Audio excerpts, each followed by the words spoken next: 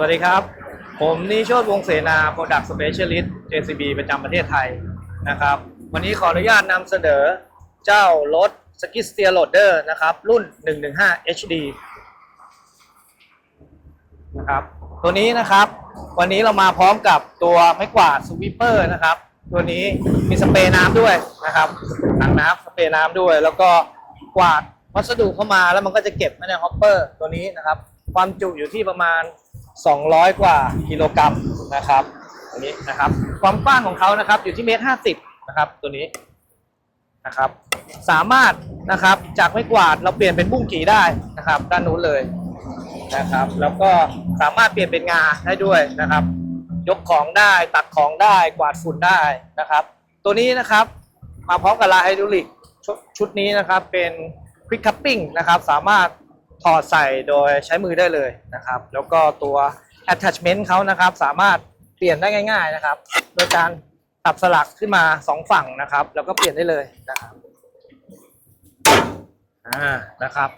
โครงสร้างของเรานะครับตัวบูมเราจะเป็นบูมเดี่ยวนะครับทำให้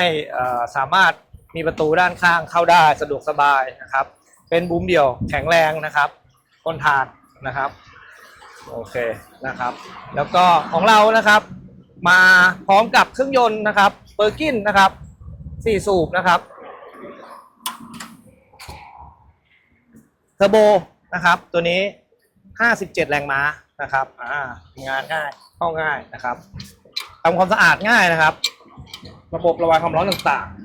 ๆตัวนี้นะครับแข็งระบบรอเย็นต่างๆได้เลย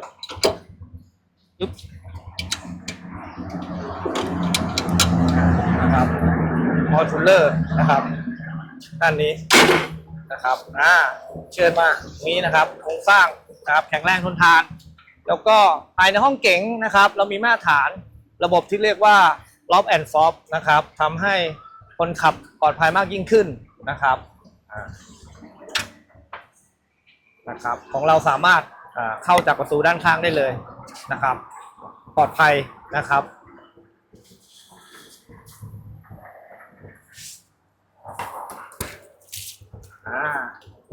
เอาได้เลยนะครับ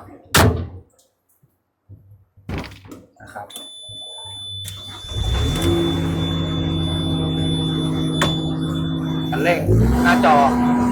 ชัดๆนะครับล็อกรถเบรกเกอร์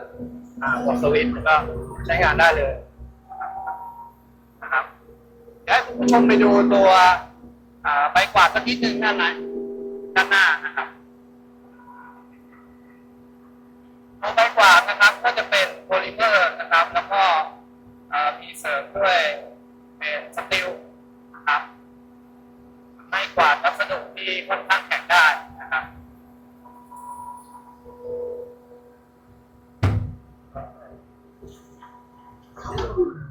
ครับ